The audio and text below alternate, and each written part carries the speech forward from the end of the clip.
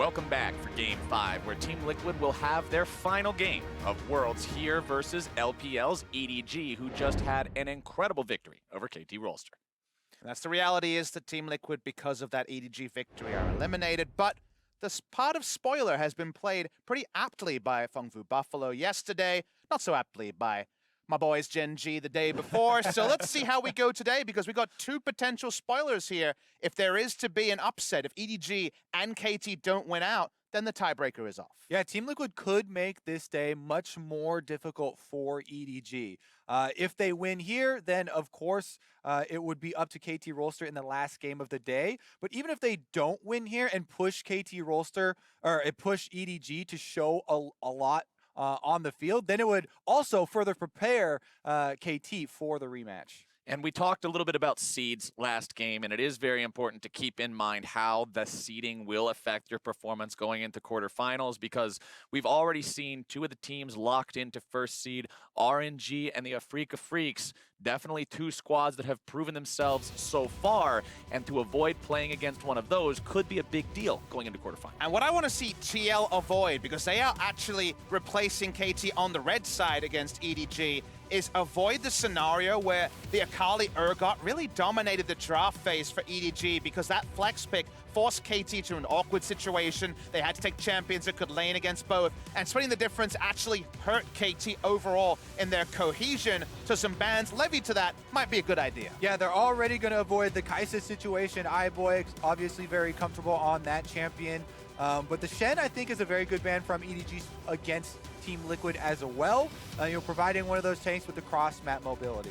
They're also going to take out the Tom Kench, getting rid of some more of that map-wide mobility. Aatrox also banned out by EDG, while Team Liquid says, you know what, that Akali, we're not dealing with that. One of those pick your poison situations, because Alistar is open through all of this. If they do choose to ban the Urgot looks like the clear-cut ban because of how strong Ray's performance was in the previous game. He finally looked to be flexing his muscles, but we see another contender for the bans, as the Aurelia has to be taken out.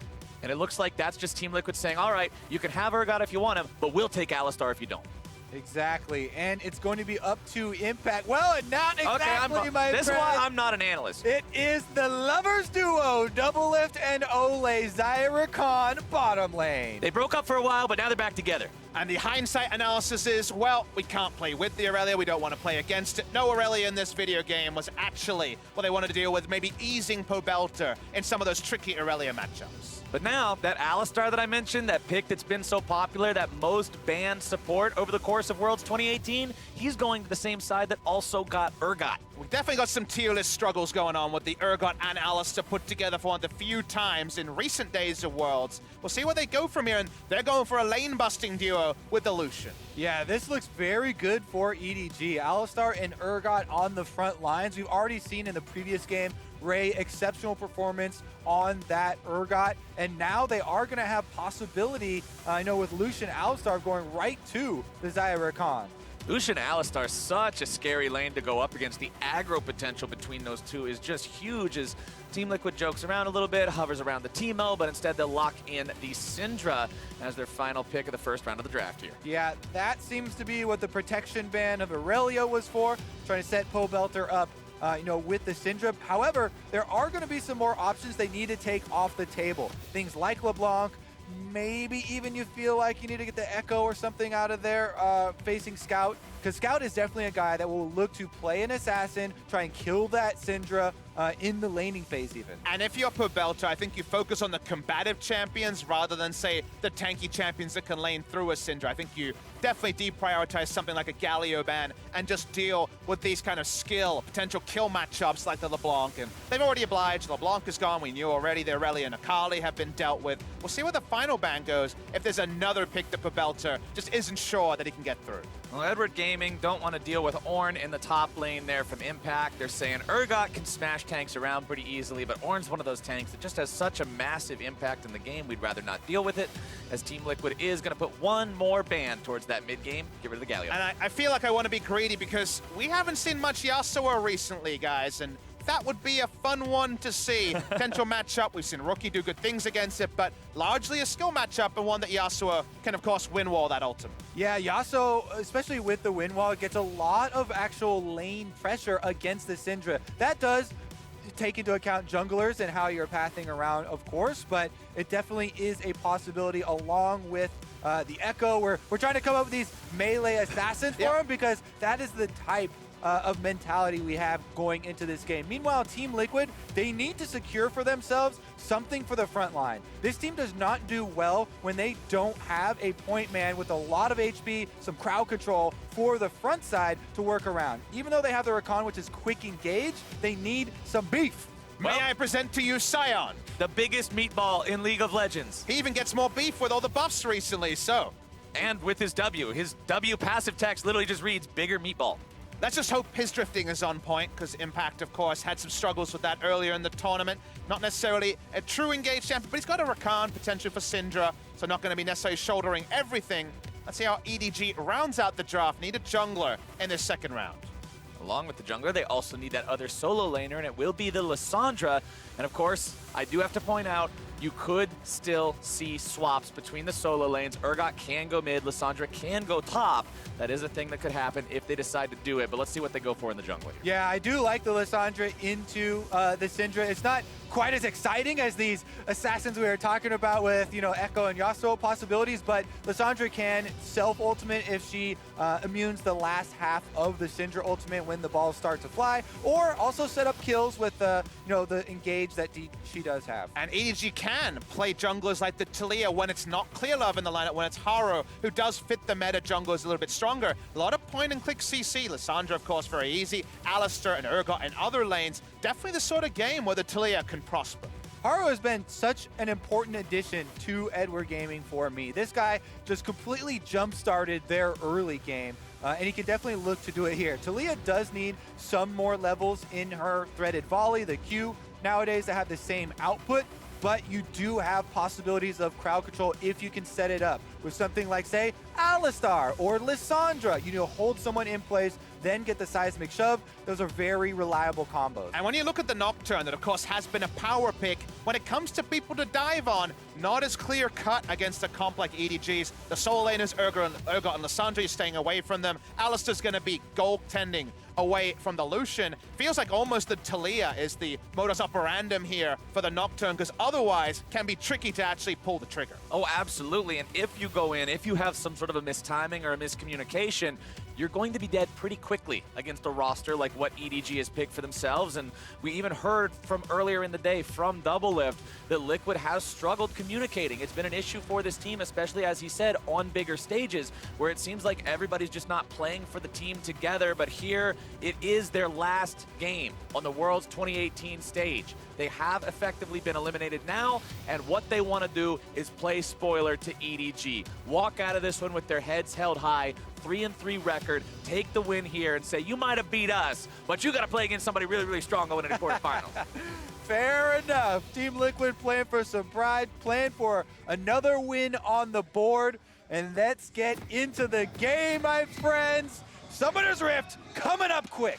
And this is definitely not the sort of game where we're going to discount EDG's chances or TL's chances when it comes to just this one-on-one best of one. It was definitely the one TL fans were looking at the end of the day as a potential victory. Of course, much has changed since then. EDG is coming off that ultra high of taking down KT. But Team Liquid, we're talking about this playing the spoiler. Playing the spoiler, playing for pride, has lifted people to some very impressive performances this tournament. So I want to see if TL can find some nice advantages, especially when Nocturne hits 6. EDG's coming off a win over KT. Liquid also won their last match against Mad Team, which feels good for them.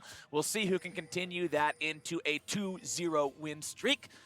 As now Olleh is going to stand on a ward here in the brush. Everybody's just sort of chilling out for now. Level 1. Sometimes in a game like this where one team doesn't really have anything to lose, you might see something crazy at level 1, but Team Liquid doesn't want to opt into that this time around. Instead, they'll just hang out. Yeah, and in hanging out, they still have to deal with deep vision from EDG. EDG have gotten wards on both buffs here, so they will see everything about the Team Liquid start. There's the one on the blue buff that Team Liquid know about. They threw out the couple of autos, couldn't finish it in time, and Xmithie will start topside. There's not many jungle starts where not just going for a shallow ward around the spawn of the Rift Scuttler is the modus operandi or the normal thing to do, but in this particular case, I guess because Taliyah will always have a very significant advantage in trading early, level 2, level 3, they're happy enough just to know which side of the jungle the start is, and then we can track Haro's movement around the map in response to that.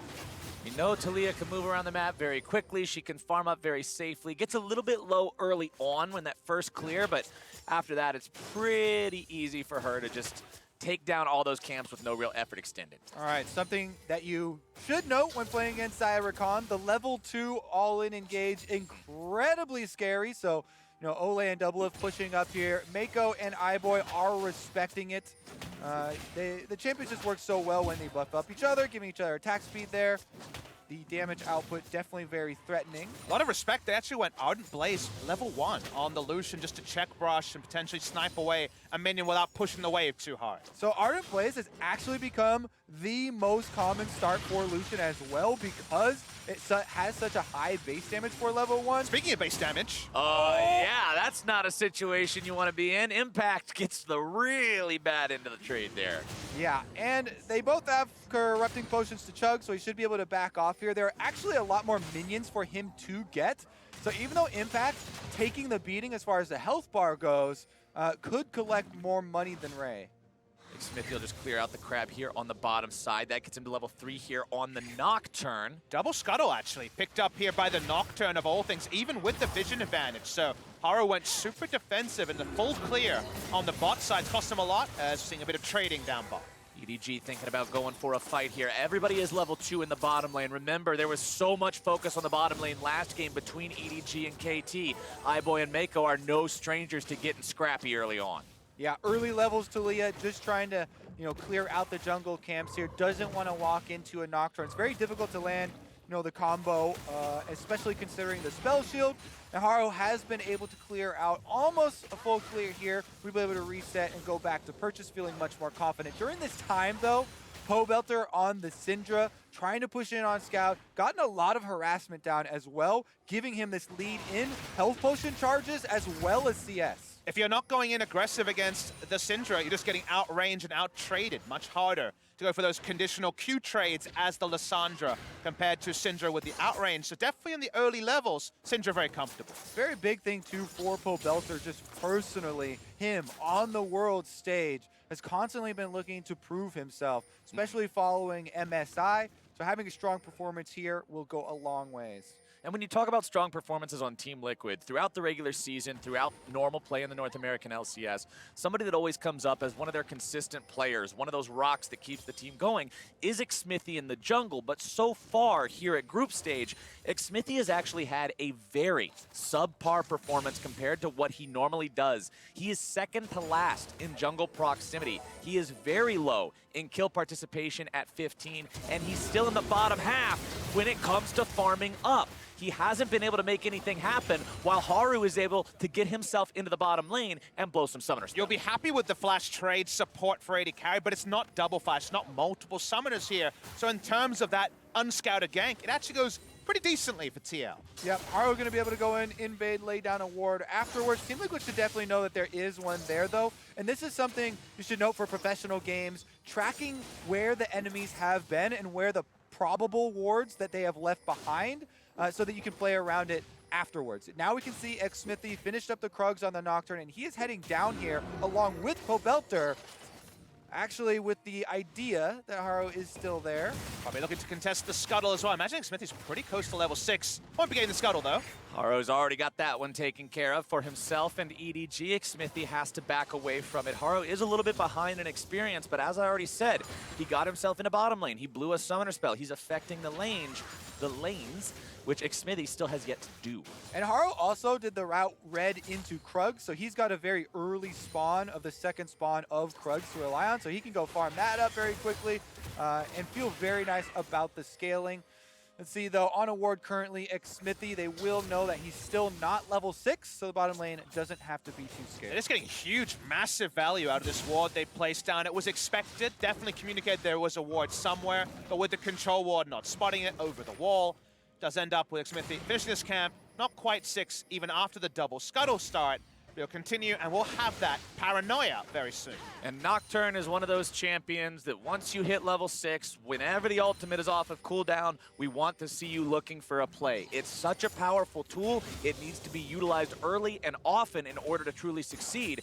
We'll see what can happen once he gets there, but now bottom side, it's going to be plays coming out from EDG yet again, and first blood over to iBoy. They make it look easy. Yeah, that was very quick. You barely even got to go along with the play-by-play, my friend. Alistar in, Ignite down, and Olleh is dead. Also, the kill credit going over to iBoy for the Lucian funds his early game. This is going to be a big turnaround.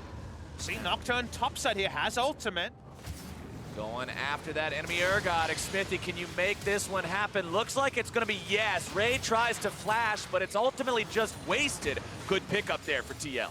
And the war between the old teammates here, Impact and Ray. First blood in that little skirmish goes over to Impact as Xmithie is able to turn the tides. Let's see at the bottom, though. Olleh was walking towards the brush and then only got to press the W there for a second, not getting close enough. Here it is, though. Xmithie uses the blast cone to get over the side and engage at the exact same time here from Impact. It's all about your timings, the cross-map play happening. This is sort of punishment that we never saw in the previous game in the same matchup. So credit to TL finding something on the top side. That flash was so wonky. I'm just going to throw that out there. That was not going to get Ray anywhere. Really don't think he should have expended that one there, but hey, he tried. I mean, Impact kind of is the guy that Ray looked up to and trained with a lot in his time in the North American LCS. And definitely a lot of respect between those two guys, the sword and the shield. Yeah. In this one, the shield decided to call a Nocturne. Yeah. And that's how you beat the sword. I didn't know there was a phone a friend option. There absolutely is. The shield phones his friend the wristband, and they take down the sword together. I wondered where you were going with that. I was trying to think of something else that you would use in a fight that goes on your arm, and I thought of like a bracer or a guard or something else. All right, bracer's better than wristband. Wristband sounds like something you wear to get into a concert. All right, blue buff going to be taken low here. EDG trying to steal this one away. Helping Haro out on that. Smite secured by Xmithie, though. This man is known in North American LCS for his accurate smites, and that one's going to pay off. Yep, Team Liquid do retain the gold advantage, even after the first blood bonus did go over to iBoy in the bottom. It gave him most of his way towards the Blade of the Ruined King, but not quite there yet. Level 6s have started to come in. Olleh, though, a little bit behind, of course, because he did go down. So Team Liquid don't have the option of the all-in. You can see Xmithie, though, on Nocturne's waiting for Olleh to ding 6. So maybe just another minion, and they will go for the play. Paranoia a couple of seconds away on the bot side. Well, we see Olleh, who kept the summoners, remember. Xmithie's just about ready. There we go. Here comes Team Liquid's 3 versus 2 play. They're still able to get their AD carry away on the side of EDG, and now the counterattack's coming in. Haro makes his way down here just to make sure the bottom lane is protected. Pobelter wanting to come around from the side, see if there's any follow-up, but EDG are going to back themselves away until the teleport is called in. It's going to be a 5-man bloodbath. Ray finds himself isolated right now. The Sion charges forward, but it's going to be Scout with the flash into the multiple person CC. Damage coming down onto the health bars of Team Liquid, but Scout's the first one to fall. Impact going to be taken below half, but now Meiko has to retreat. A 2-man stun from Scout of the Week. iBoy tries to escape. The decimating smash isn't able to find him, but Ray will be the sacrificial lamb. Xmithie grabs that kill as Team Liquid manages to find the fight.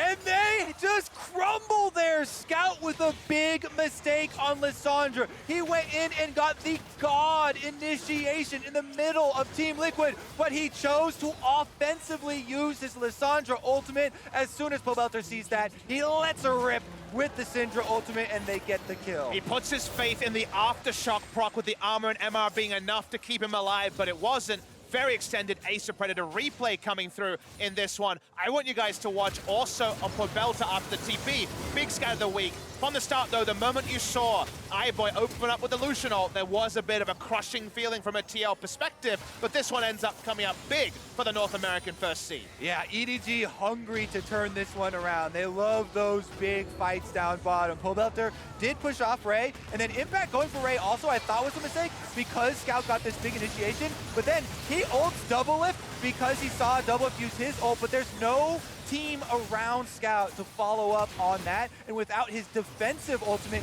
which by the way would have damaged the entire Team Liquid team, that allows Team Liquid, they turn it around, they clean up some kills, and they increase the gold lead. And a shout out to Impact, who I think played his role on Sion very, very well. The first choice was to ult Ray out of the fight, and then was in the CC chain after Aftershock fell off of Scout in order to take down the Lissandra. So well played there, and the first meaningful movement in the gold lead goes the way of TL. Very strong defense there from Team Liquid. They stay together, and they actually have this cohesive team fight, focusing down Scout and pushing it backwards. Now, with the turret down as well, they're well positioned to try and snowball this early game. And I mentioned last game that despite the fact that in regular LPL play and in the play-ins, EDG was this early game team. So far in groups, they haven't really been that. This game, they're falling behind early as well. Team Liquid's going to secure themselves the Drake, and honestly, Team Liquid and Drake's has been a bit of a meme so far in groups. With all their power, Captain Fire's TL is actually looking to contest this Rift. They're not giving up a free lane swap to the side of EDG.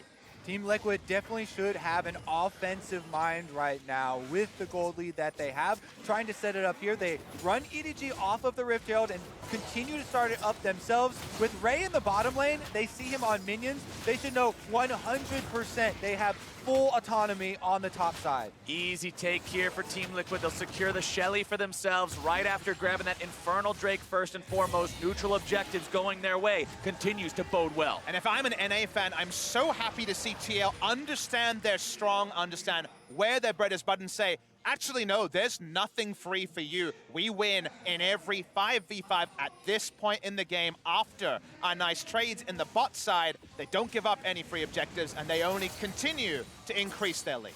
During that time, Ray was able to push the minion wave into the turret. A few minions denied, but Impact is able to arrive afterwards, and they've swapped Doublelift and Olleh up to the top side here to try and continue on that pressure. Lanes have gone topsy-turvy as those bottom lanes will set up shop there on the top side of the map. You can see farm pretty close between the top laners and the junglers. Mid lanes leading into about a 20 advantage towards the side of Pobelter over Scout on that Syndra, while bottom lane's pretty close as well. Meiko taken very low, doesn't have to pop the ultimate or anything, but he'll definitely have to think about it next time he walks that close. Yeah, and he'll continue to stay chunked out here. He does not have sustain up there, so that is going to be a very weak hold for EDG. Looks like Team Liquid, though, they are recalling the top side of the map and instead moving in for deeper vision around the red buff that's about to spawn. Impact has placed a control ward, and that might be what they're setting up for. Deep vision is definitely what you want when you can combine it with the Rift Herald and also Nocturne's ability to pick up a pick. For now, nice triangle of control wards from EDG on their blue side means that no deep vision will actually stick there. Nocturne just clearing, I imagine, pretty close to level 11 coming up soon for Xmithie, who's much farther ahead on experience than some of his previous games. Yeah, I criticized Xmithie for falling behind early in terms of golden experience while at the same time having a very low kill participation and jungle proximity. But so far in this game, he's not victim to either one of those things. 2-0 and 1 on the Nocturne, 100% kill participation so far for his team, as well as being up 15-20 CS. He's having a much better performance, which when you look at how Team Liquid wins, it's often through him making sure that he's facilitating everyone else. And they are not damaging the top turret. They've actually made the call to rotate Olleh and Doublelift down to make a Rift Herald play around mid lane. Impact joining as well means it's going to be 5 members trying to push this one through, but the Taliyah wall does cut them off. Taliyah wall wants to stop them. Shelly's going to rear back and charge in. She won't take the turret down herself. It'll need a little bit more backup from Team Liquid. They can get in there and find those 2 auto attacks. So they do take down the mid turret with their Rift Herald, immediately backing off though, not trying to overextend here as EDG did reactively collapse. The last easy objective is going to be a tricky one with the wards we mentioned already on the blue side. Making Ray goes hard. Mid lane. Al wants to go after Pobelter pretty hard here. Meiko flashing forward into the headbutt, pulverized. Pobelter very low, very dead. Scout making sure of that one as EDG pushed 5 men strong into the mid lane. What an answer from EDG, right back down Team Liquid's throats through the mid lane here. After they disperse, EDG are going to answer mid. Doublelift should be able to get top side though, since Team Liquid did fan out to push both side lanes. So top turret will take some damage. Xmithie is counter jungling the Krugs on bottom side as well. And in the end, Team Liquid still will overall come out ahead in gold. An even style trade in this scenario is something you'll take as EDG, and getting the mid lane turret down as their only turret does mean there's that chance for a Baron play, that chance for deep vision. For a playmaking, you want the mid lane turret down, and that's at least a small consolation for EDG. Also for playmaking, EDG want a target. Pobelter on the Syndra now is the best target possible. He has no summoner spells left after this play. Here's the replay though. Use the cleanse, use the flash over here, but EDG had too many forms of initiation. Yeah. Lissandra as well as the Alistar eventually found him, and now he has to be very scared. No summoner spells available. He knows he is prime target for EDG. Life sucks in a long lane as Syndra for sure. Longest lane possible in mid with these the outer turrets are already down for a 16-minute game, so this kind of has to meander, and he wants to be playing a tempo game with his jungler, pushing up and trying to influence the map and make EDG accountable after the good early game from TL. Doesn't feel like the 2,700 gold lead or so right now, especially in Pobelter's eyes. Important to look at the fact that the next Drake is also spawning in 45 seconds, and it's also one of those Drakes that everybody finds so important in the Infernal. It is one of the critiques, as I mentioned earlier, about Liquid, that they seem to go really, really hard for Drakes. They have a over 70% Drake control in their games, but it has lost them some of their previous matches already, as they have been punished for those takes. But with one Infernal already under their belts, getting a second could be a big bonus. And a lot of those previous unsuccessful Drakes from Team Liquid did come down a lot to execution in the team fights, which they talked about, you know, not having the best communication, and I think plan going into them as well. Doing a bit too much on the fly kind of reaction. This game has looked much more coordinated from them. Setting up the last of the vision here around the aforementioned Infernal Drake. Impact grouping nice and early. Lissandra TP is up. One TP ward spotted is what Olleh walks past. They don't cut out the control ward either, but it's just going to be a fast Infernal Drake take for TL. Drake take for Team Liquid, and now they back away. This is what people want to see from Team Liquid, securing the objective, not taking a needless fight afterwards, instead just claiming that small victory, resetting and planning out the next one. Team Liquid learning from some of those mistakes before, maintaining the 3,000 gold lead, having the double scaling bonus of 2 Infernals, and now we'll see them move up towards the northern part of the map, secure some more vision around there. Baron will be live in just over a minute. But all the easy objectives now are largely down from a TL perspective, and finding a way to actually pressure inner turrets. The vision is too shallow to do that. Baron hasn't spawned. A lot of teams already at Worlds 2018 have found themselves in this scenario where it gets a lot less easy or straightforward. The checklist gets a bit more murky when you're in this scenario and want to work out what's the next objective we target. Yeah, it feels a bit tedious, but the next objective that arrives that no one really wants to do is the homework of laying down and increasing your vision through enemy territory. Since all these outer turrets are down, you push in, you get the wards between these jungle corridors to make it more difficult for your opponents to have any sort of gold income to keep up with you. That's the way that you slowly increase your gold until the next neutral comes. And the reason that you kind of put it as one of these ironic objectives or one of these less desirable objectives is it often has to be relayed. One swoop of it is not enough. You have to come back. It's going to be defended and it's going to be attacked. But if you keep in all the balls in the air of this particular juggling act of things like, okay, what cooldowns are up, what flashes are down, there's always that chance to collapse when the wards are either being attacked or defended. It very much is house cleaning, dusting everything off, taking out the trash, going through, washing the windows. It's chores. It's chores to put up vision. It's a disciplined process, and we'll see if Team Liquid has the discipline to make it work out successfully. I thought there was going to be a PSA about doing your chores here for the viewers at home from you, Flowers. No, come on, I'm not going to do that, man. You guys should be doing your chores anyway. I know you're all responsible here in the Twitch chat. as Olleh and the rest of Team Liquid now have themselves positioned around the top side of the map here. EDG doesn't seem too afraid. Scout gets himself away over the wall with the claw. Grand Entrance won't be finding him anytime soon, and EDG will back out of Team Liquid territory, back into that neutral river. Good defensive vision around here, and here's the catch. Pobelter in some trouble yet again. EDG are finding him time and time again. That's another kill going their way. Watching some of the NALCS, I see that Pobelter sometimes has his lapses in judgment where he had previously control. His team was playing around vision control. It goes away, and he still plays and doesn't respond quickly enough. They had no control around this area, and Olleh is out of position as well. Olleh in some trouble. Meiko goes in, headbutt, pulverized, goodbye. Haro claims that one. He was just trying to do his chores. There was a ward there in the Baron, fellas. I mean, Don't do your chores when the house is burning down, Kobe. Fair enough. Get out of the house. The mid lane turret going down, if we recall back to the answer that EDG had, actually led to a lot of these plays. You know, Pobelter did not have security of that turret to rely on in the mid lane. That's why he's here. What does he have? Nothing. Exactly. He's on an EDG ward here. Meiko finds him right over the edge.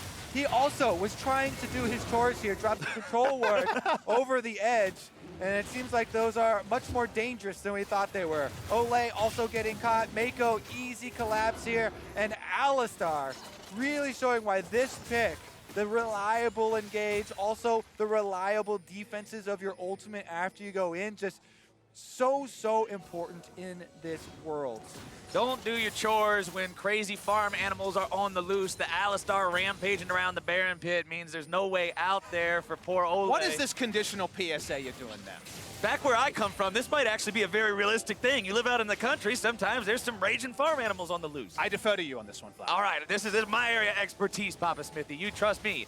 Raging farm animals, not something you want to have to deal with when you're putting down some wards in the Baron Pit. And right now, EDG will continue just picking up these resources in their jungle. They've closed the gold gap down to about 1.5K from the 3,000 it was earlier. And I'd like to try to read the minimap and say, okay, where do we control? And for the side of TL, who is still in a gold lead, the answer is pretty limited vision. Yes, one river brush, which has caused them a lot of strife in the last few minutes, but they have to invade 3-4 man to get any vision, but they're looking for a pick. Nice catch coming out from Team Liquid. They return the favor. You catch our mid laner, we'll catch yours. All right, now it is Team Liquid with some agency around the Baron Pit. Trying to retreat out here, clear out some of that work that EDG did. Impact has been the one chosen, more tanky, to actually rotate over to the mid lane and try and hold off EDG's counter push. You can still try to collapse on Impact, but it takes a lot of work to beat down that Sion. Decimating Smash going to be used there to make sure the wave doesn't do too much damage to the turret. Xmithie also hanging around to the side here, ready to jump in as Pobelter will continue pushing down this top lane. But EDG wants to collapse. You can see so many pings. On my way, on my way, on my way, on my way. Weaver's wall gets built to block off the exit. Pobelter's in some trouble. Ray's coming up after him there. No way to get himself out of this one. And once more, Pobelter in the wrong place at the wrong time. Well, split pushing Syndra, definitely hard to pull off. No mobility here outside of your flash and merely walking around. So EDG with the Taliyah will not let you do that in a side lane, and Team Liquid are punished immediately after they find that pick on Scout. I'm instantly reminded of Doublelift's words. Yeah, when we get on stage, I don't know what it is. I don't know what happens. Instead of playing as a team, everybody's just paying attention to their own game and getting caught and making poor decisions. Pobelter has got to stop giving these away for free. It's the reality of playing on the world stage where everyone around you is a champion, a second place, or a third place team. They are right up there in terms of competitive in their region. And the game state is changing and shifting so quickly. The seesaw, it's not a team fight seesaw like the previous game. It's been a vision battle. But in those couple of moments, Pobelter's held his summoners, died twice, and it feels like Team Liquid need to find a way to once again get agency over the map. They've used this time to get control wards over the Baron, but no realistic start on the Baron available for TL right now. They will yield the first elemental Drake of the game that they haven't managed to find for themselves over to EDG. That is Mountain Drake #1 for the LPL representative. Is going to give them some more objective control as the game goes on, but no objectives other than that Drake have been taken in a little while now. Still 1 turret to 3 overall.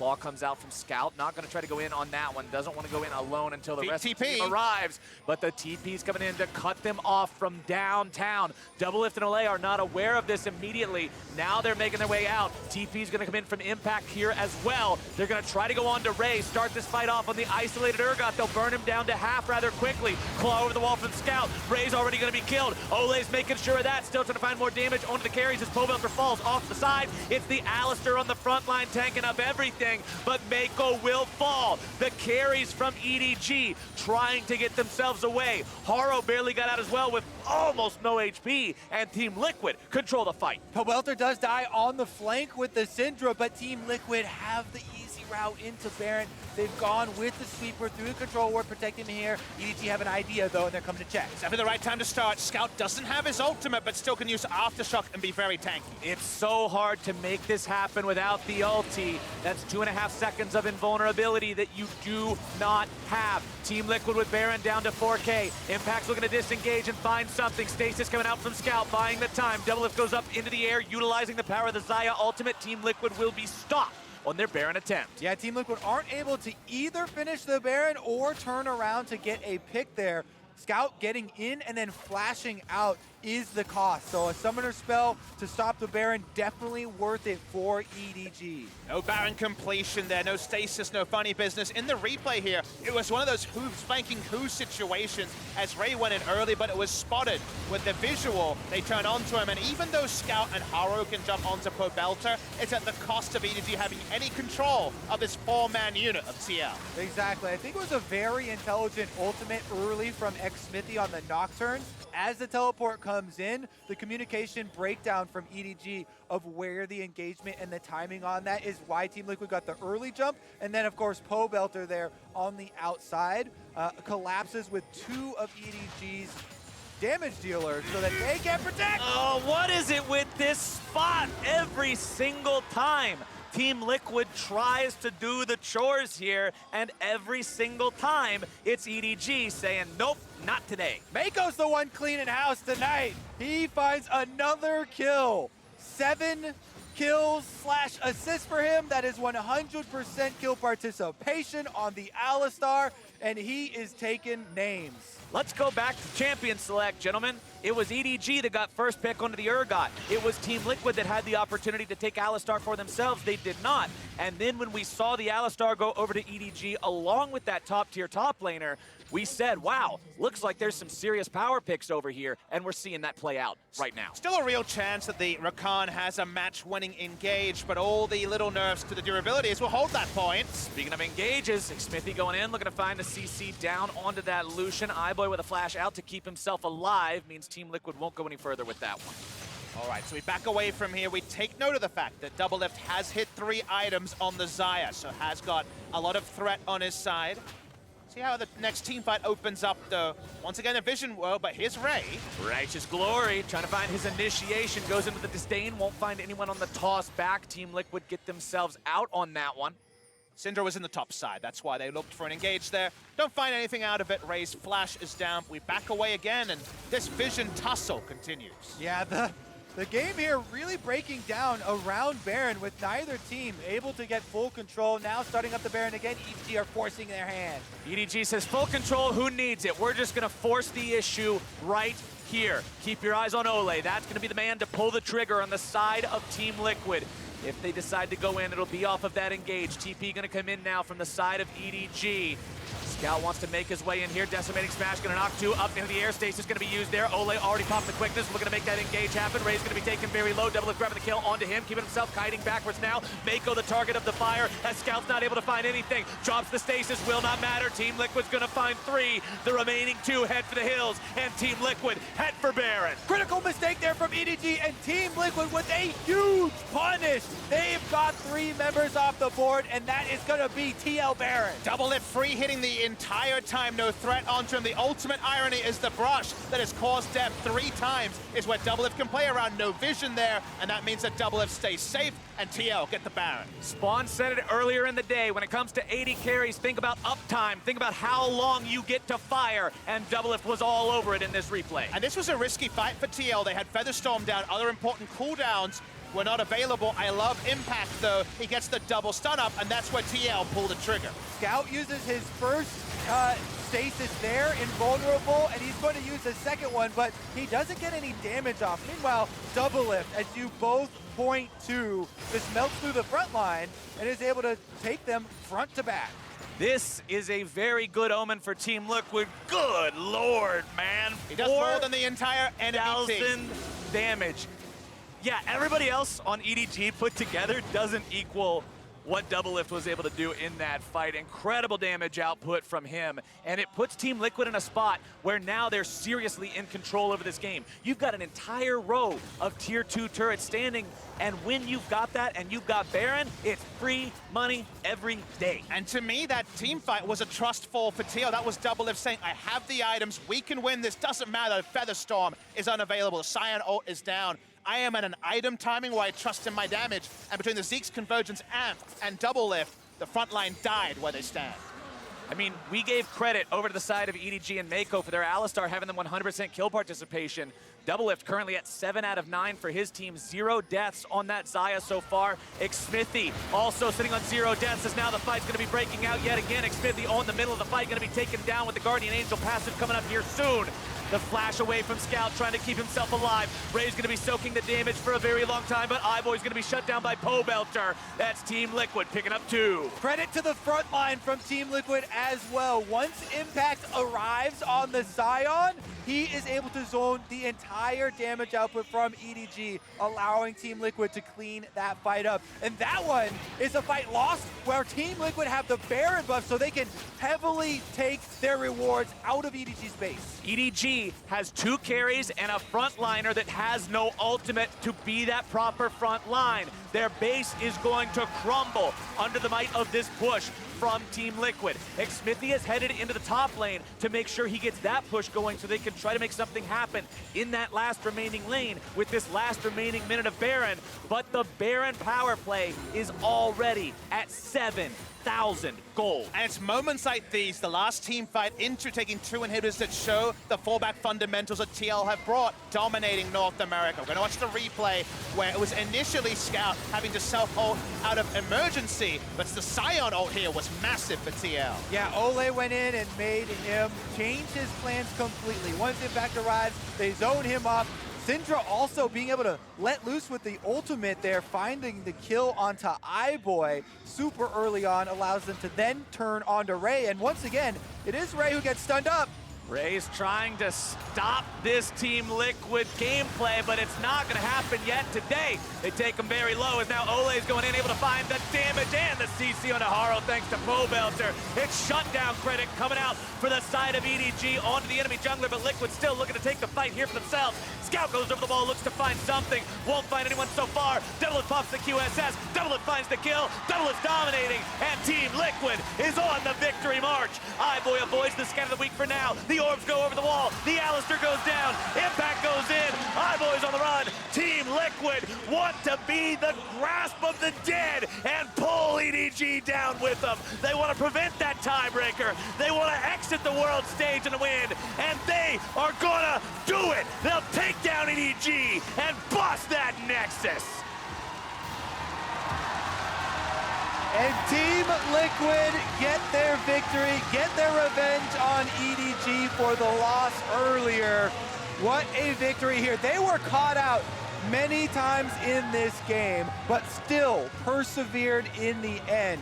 Good team fighting around Baron allows them a hold on this game. And Team Liquid have spent the entire year after stacking this roster trying to be the pride of North America. Unable to do it at MSI, barring a good second round robin. Unable to exit the group. But once again, just like the Buffaloes yesterday, heads held high. They've once again thrown this group into a bit of pandemonium as no longer does EDG control their destiny. KT Rolster with a win over Mad Team will be first seed. And with KT's performance so far, you have to admit that that is highly unlikely. Team Liquid have done a service to KT here by making them avoid that tiebreaker and taking down Edward Game. Feels like the ultimate irony. People always pointed to the C9 SKT groups in the past and said that SKT would do the job for the side of C9. Now the telecom team is flipped, and suddenly a big service by TL for KT. North America pays its debts. Team Liquid, an incredible win from them over Edward Gaming, especially what we said at the beginning of the game. EDG was just coming off an equally incredible win over KT, if not more incredible, taking down this team that just looked unstoppable. And now for Liquid to immediately turn that on its head and say, no, you're going down this time. Incredible showing from them, and for more on how they ended it and ended their tournament with a win, let's leave it to the State Farm Analyst Desk. Thank you, Captain Flowers. A bittersweet exit to the tournament for Team Liquid and North America's 1 seed, as they do get the victory over EDG, but it isn't quite enough to keep them in the tournament. Do you want to wear the hat? I put it on like my ear or something. Right, like, yeah. This is it's such a weird feeling. North America and TL hate tiebreakers so much that they had to make sure that EDG couldn't have one for first seed. We'll still see if that happens, depending on if KT beats Matt or not. But I like the bittersweet word. I was going to say, I don't want to downplay the significance of the victory and how well Team Liquid played to get it. It's more a reality of the situation to have fallen so, to have been so close and yet been so far. And I think it's then that question of, why now? Why didn't this happen the first time? And the idea of pressure. Is this simply the glare of the spotlight is too blinding for TL that when all of the pressure is off, finally you can see the North American team take the stage? And does that mean that they will never be a great team because they can never meet those expectations? Olleh had some sick engages this game, right? He played his best game of the tournament. I was going to say, let's remember that during the first round robin, it was this Rakan pick that we were all kind of, away from because it didn't look pretty, and here he returns to it in the final game of the tournament. Yeah, Dash, you and I off air had some conversations about whether or not this felt worse or better. Yeah. And I think there are people out there that will have both opinions. My opinion is that this feels better, even though you're sad that this TL couldn't show up when it did matter. You're still happy that they didn't go 2-4. Like, when you look back at this tournament, you can go, okay, 3-3. If EDG didn't take down KT, you can think, hey, they would have been able to play for a tiebreak. Right. Purely from a record standpoint, I would have trouble debating that point, right? That I'm looking at it and go 3-3, well, that's more successful than 2-4. Where this stings for me as an NA fan is exactly what Frost was saying, is I'm watching this and going, so why did it take us till game 6 to get to the point where we played to a level that would have gotten us through to the quarterfinals, right? If they had done this one other time in the group stage, that's the difference maker, and I think that's where it'll stink. That's where it'll hurt as an NA and a Team Liquid fan at the World Championship, is just go, well. Sure. I mean, I understand everything you guys are saying. If we zoom out a little bit, like if we look at TL versus EDG, ends up 1-1. So we can say, based on those two games, EDG had one where they looked pretty good, and then TL had one where they looked pretty good. So it ended up being very close. What ends up hurting TL is not the fact that they can't beat EDG because they just did. It's the fact that EDG had that game against KT where they overperform, where they managed to get to a late game point and play really, really good team fights. So that's why EDG are now sitting here. And they're obviously mad because they were supposed to ride that high from the KT game straight into smacking TL down and getting a tiebreaker for first. But man, they came down fast. I also think it was a bit of a race to who was going to figure out how to play this group. And if you think that each group has an individual meta, or maybe there's a tournament meta or what it was, but the fact of the matter is if you look at TL's picks, it's almost like they don't have the confidence, and then as they ramp up and they find that confidence, they trade away the Galio picks, they pick up things like the Syndra, they're moving towards the LeBlanc, Olleh is now performing on the Rakan, they start ramping up and finding that inner fire, whatever it might be, but it was almost too little too late, whereas EDG had that fire straight out of the gate. Yeah, and to your point about, the EDG game against the KT game being ultimately the decider for Team Liquid either being in or out of the tournament, while that's entirely true, again, from my perspective, I think the issue there is that Team Liquid doesn't have control over that. What they had control over was either beating EDG the one other time or taking one game off of KT. Coming into today, I feel like they circled on the whiteboard, gotta beat Mad, we gotta beat EDG. And they did those two things and it wasn't enough. But the thing that I can't say for certain is if they would have played like this, if this game mattered.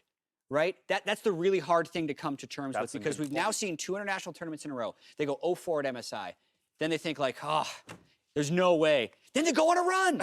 They win like 4 out of the next six games, right? They end the group stage at 4 and 6, and here they do it again. So the mentality, I feel like, of this team, it is becoming more and more clear to me that that is actually their biggest problem, is the big pressure moments. Because even though there's no way EDG was taking this game lightly, like they beat a full strength, full momentum EDG that was probably looking past to KT, but still needed to win this game. And they beat them soundly, but they just didn't do it when it mattered. This is actually the most frustrating thing as an analyst when you are watching a team play and you go like, well, if everyone performs and everyone are able to perform on stage, they can do things like we saw here against EDG. So you try and like you base your analysis a little bit around that, some of your prediction around it. And then they go on stage the first week and everything kind of falls apart. They talk about how, they're not on the same page. People don't perform the same way on stage anymore. And then they end up doing this when nothing matters. Like, it just makes it extremely frustrating. And I can fully understand why both the players on TL are probably really mad and also the fans. Right. Because you see this as the ending, which is weird because this should have been your tiebreaker game you just secured. You wanted to see them play again. Without a doubt. That said, again, I don't want to take away from the performance of the team in this game in particular. So MasterCard, player of the game, let's talk about him. It's Doublelift, once again, here on the world stage. And the thing is, the fact of the matter is that Doublelift is going to get a lot of flack, but ultimately, you know, it was in a meta where it was Xayah. When he did finally get to play, when he was given the power to play the lane phase, I think he did play the lane phase quite well. Yeah, and this Xayah game was solid against an iBoy Meiko lane, which is extremely strong. Without a doubt. Now the question is or not the question, now the last thing I want to talk about is just the EDG kind of return to earth. You know, in response to this Team Liquid victory, we are assuming a KT win in the next game, which means we don't get a tiebreaker. There is that off chance that Mad Team picks up the victory, and they do actually have to play KT again. But should there be any concern around EDG and the volatility of beating the #1 LCK team and then losing to a team that looked like it was, you know, struggling more than it should throughout the, you know, the first half of the group stage? This is the most classic EDG moment that could have had. I guarantee that RNG's stomach has just bottomed out seeing EDG take second seed if KT lose or beat Mad Game next game. Because again, it just takes one draw and EDG have that record that they are the Chinese killers. They do really well against domestic teams. Alrighty, well that's going to do it for Team Liquid at the World Championships. But for more on his tournament run, Shox is standing by with Team Liquid's bot laner. Thank you very much, guys. I'm here with Doublelift, closing out the World Championship with a win, but I can imagine not extremely happy about that. I'm gonna just give you a chance to give your first reaction after your final game at Worlds. It reminds me of what Jizuki said after, in one of his interviews. He's like, you know, I feel kind of good, but mostly I feel empty. Yeah, like, it sucks. I feel like crying, but I just don't want to do that, so... It sucks, you know, like I don't know what to say. It just, we tried our best, that's all. I did everything, everyone on our team did everything they could, and it wasn't enough. Yeah, at the end of the day, it was a rough group. I see that you're struggling with emotion, so I won't make this any longer than it has to be. Is there just anything else you would like to say to the fans that have supported you forever? Will be a bit rough now, but we'll keep supporting you guys. I think it's good to have high expectations of the teams that you want to see succeed. Like, it's not acceptable that I go to Worlds every year as the first seed and I shit the bed and I never perform and my team never makes it out of groups. And yeah, I mean, geez, I didn't think I was gonna get emotional actually. Oh, that's all right. No, but like it's been 8 years and I can't do this thing, but I'm never gonna give up, so that's what I want to say. I mean, I think that is the message to go with. As said, we won't make this any longer. Thank you so much for even talking to us. I know how hard it is, and I'm sure that we'll be seeing much more of you in the years to come. Thank you very much. We're gonna take a quick break. When we're back, it is KT up versus Mad Team. Don't go anywhere.